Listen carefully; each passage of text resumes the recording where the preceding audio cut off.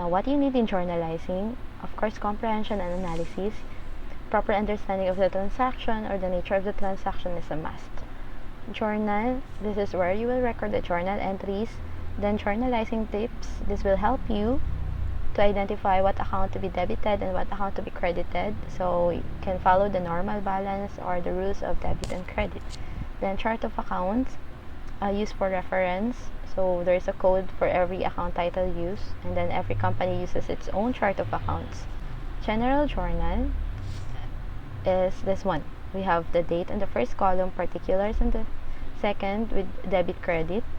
Credit is the account title with the indention, and then the explanation or the transaction itself. You can paraphrase the transaction for as long as the idea is the same. And we have here F, so this is based on the chart of accounts with debit column, debit amount, and then credit column, credit amount. So the remaining transactions or the remaining entries under this, you can disregard the peso sign because we already have peso sign in the topmost, so meaning to say all remaining amounts will be in peso also. So here is the chart of accounts that we will be using in our discussion and the practices that we will have. Okay, so journalizing tips. Remember the normal balances. So normal balances means if the account affected increase, so any of the 5 major accounts increase, then follow its normal balance. So I have here the table of the normal balances. So under debit, we have assets, expenses, and owner's drawing, meaning to say if a certain account, for example, cash, which is an asset, increase, then you will follow its normal balance, which is debit, so on and so forth. Or we have owner's drawing, the owner withdraw from its business, then you will debit owner's drawing. Now, under credit, we have liability, capital, and revenue, meaning to say any increase on the accounts, even under these major accounts increase, then you will credit that specific account title. So to easily remember this, under debit we have major accounts, assets and expense, plus the owner's drawing, which all starts with vowels. Then under credit we have liability, capital, revenue, which all starts with consonants. So we have ALCRE. And then under ALCRE, always remember that all major accounts starting with vowels has a debit normal balance, and then all accounts starting with consonants has a credit normal balance. So this is how it works. For example, cash is an asset, and then cash increase, so an increase in asset, you will debit cash since it is the normal balance. On contrary, cash, which is an asset, decrease, then we will not follow the normal balance, which is debit, but we will follow its opposite, which is credit. So you will credit cash. That's it. So the rules of debit and credit, you can also use this table. So account type, the normal balance. In case of increase, you will follow its normal balance. In case of decrease, you will follow its the opposite of its normal balance. That's just the same, whichever table you're comfortable with. Now let's have some examples to better understand this. So the following are transactions of JM Consultancy Services on demand of January. Prepare the journal entries as of January 31, 2020. So we have here 7 transactions. And then the question is how to journalize this. Now to journalize these transactions, let's have this step-by-step process. First one, January 1, 2020, Mr. Martin made an initial outlay, 80,000 cash to start his business. So we need to identify what account to be debited and then what account to be credited. So first and foremost, you need to identify what are the 2 important accounts affected in the transaction. So we have here initial outlay, which is equivalent or synonymous to investment, and then investment is affecting capital. It is increasing capital, meaning to say since this is investment, so there is an increase in capital. Then the other one we have cash, and then cash, we all know it's an asset, and then on this transaction cash is increased, therefore it increases asset also. So why there's an increase in cash here? Now remember, Mr. Martin is the owner of the business, and then he invested 80,000 cash to his business. So he put his money or his cash to his business, so the business received the cash. And always remember that in journalizing, or in accounting, you are accounting based on the point of view of the business. So if the business received the cash, then the point of view of business, there is an increase in cash. Therefore, in following the normal balance is cash is an asset, there's an increase in it, so you will debit that account. So debit cash 80,000, and then since capital also increased by the investment, so increase in capital, you will use Martin Capital on the credit side. Now, if the name of the owner is given, so use the name of the owner, then capital. If not, then owner's capital will be used as the account title. Now, writing up in a general journal, it will look like this one. Date is January 1, 2020. Then particulars, of course, debit cash, then credit Martin Capital. You need to leave a space as indention in the credit side to identify that this account title is a credit one. Then Mr. Martin invested 80,000. This is the explanation. Now for the folio or the reference, you can just refer on the chart of accounts. For example, cash is 101. Then capital, here you will use this 301. So that's it. Then write the amount on the debit side, and then align the amount of the credit on the credit account title also. So that's the general journal. Next, we will proceed with the next transaction. January 4, 2020, purchase an equipment on account from Miss Susan, 17,000 pesos. Now, need to identify what account to be debited and what account to be credited. So before that, identify the first two significant accounts involved. So we have, of course, equipment, and then equipment, we all know this is an asset. So a purchase of equipment means an increase in equipment, so increase in asset. Then the next one is the term on account, meaning to say of on account is a liability. Now the next thing you analyze is whose liability is present in the transaction. So here we purchase an equipment on account, meaning to say the equipment was given to us on account, so we did not pay. So the point of view of this on account is the point of view of the business. Business ang may utang. So tayo ang nangutang. Then following its normal balance, since asset increase, so follow the normal balance, asset is debit, and then the asset involved is equipment, so debit equipment 17,000. Then on account is a liability, and we incurred a liability here, nangutang tayo, so there's an increase in liability. Therefore, following the normal balance of liability, which is credit, and we will use the account title accounts payable since on account ang given. If the given is on promissory note or with a note attached, then we will use notes payable. However, in this part, we have on account, so on account or on credit, you will use accounts payable. So that's the entry of this transaction. Now, writing it up in the general journal, so you will write January 4, then debit equipment, again, indent for the accounts payable since this is credit.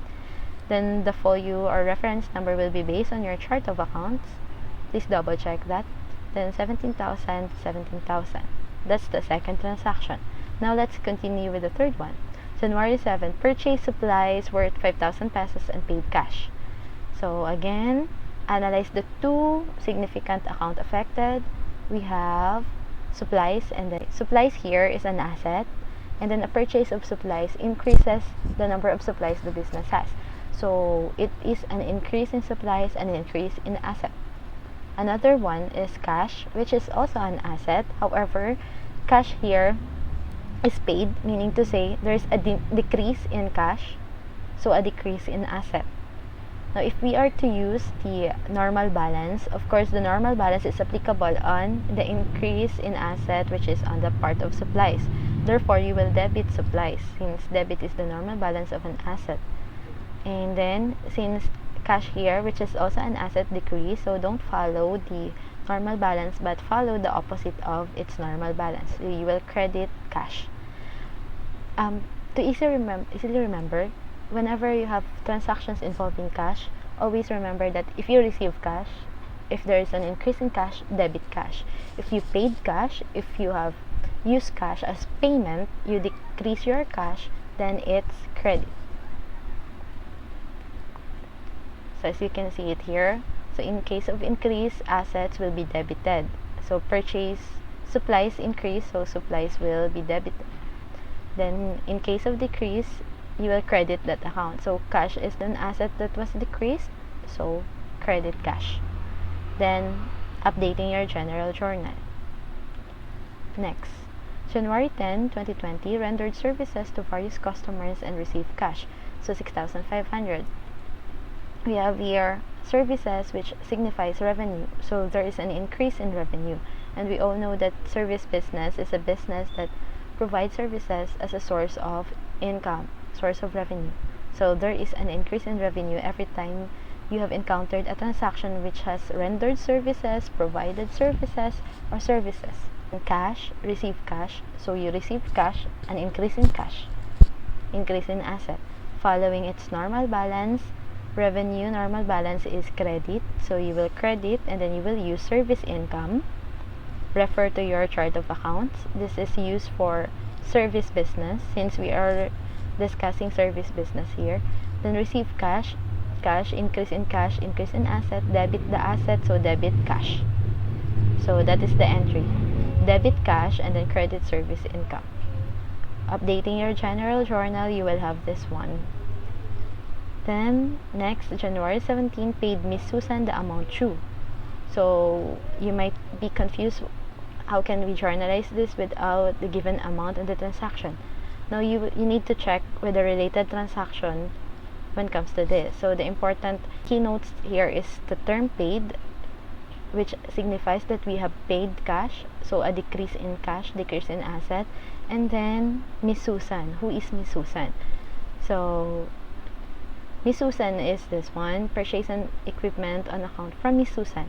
Meaning to say, Miss Susan is the one we owed the 17,000 pesos for the payment of equipment. Sa kanya tayo nangutang, in short. So if that's the case, then let's analyze. Or remember, if you have decreased your cash, you will credit cash. So automatic credit cash 17,000. Now for the debit side, you will use accounts payable because this is a payment of liability. Therefore, since we owed money to Miss Susan and we pay her, so our liability to her decrease or being cancelled. So we will not follow its normal balance but the opposite of its normal balance. Normal balance of a liability is credit, opposite is debit. So debit accounts payable and then credit cash. Updating the general journal, you will have this one. Now, a simple explanation, the payment of cancellation of liability. Analyze and find related transactions.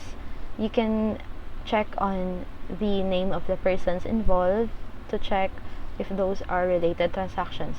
So in January 4, in short, nangutang tayo. In January 17, nagbayad tayo ng utang. So the entries are the following: debit equipment, credit accounts payable, and then when we paid Miss Susan, so credit cash, of course, naglabas ng pera, then debit accounts payable. So be consistent. If you use accounts payable here, then the payable you need to use on the payment is the same. If this one is notes payable, then on this second transaction, notes payable will be also used. So be consistent. Okay, next. Rendered services to Money Family on account. So here we have the term services, meaning to say we have increased our revenue. And then on account here, when you encounter on account, on credit, these are all liability. The next thing you analyze is whose liability. So in this transaction, the business rendered the service to Money Family. And then they did not pay. That's on account, meaning to say, because if they paid for the service, then the transaction will go like this: rendered services to Money Family and receive cash if nagbayad sila. If not, then rendered services to Money Family on account, meaning to say nagpautang si business, nagpautang tayo to Money Family. This account will be a receivable. Meaning of receivable, nagpautang ka. So in the future, you have the right to receive the payment. It's like this one. If nagpautang ka, you have receivable. In the future, you will receive payment. If nangutang ka, you have payable. In the future, you need to pay that. Okay? So, again, nangutang payable, nagpautang receivable. Analyzing its normal balances and then the rules of debits and credits. So, since an increase in revenue follow its normal balance, which is credit, so credit service income, and then debit accounts receivable, because it's an asset, an increase in asset, so debit accounts receivable. And then always remember, if you're confused how to journalize accounts receivable, if it happened that the transaction states rendered services, automatic credit that service income, automatic service income credit, then the partner will be debited. That's it. Then this is the updated general journal. And lastly, the last transaction paid 2,000 pesos for the rent of the whole month. So paid, again, clue, paid implies cash payment, a decrease in cash, decrease in asset. Then rent is what we paid for, meaning to say we have used up the space, so it will be an expense to us. Since the presence of paid easily identified credit side, it must be credit cash since we paid cash, and the debit is what we pay for. So in that case, we have rent, and then you will use rent expense. So in analysis, a decrease in asset credit, so that's why we credit cash, and then an increase or the incurrence of expense debit. Updating the general journal, so we have this one. Now we have the general journal, and then we have finished journalizing those transactions. That's the journalizing part. So thank you for watching, and see you in the next video lesson.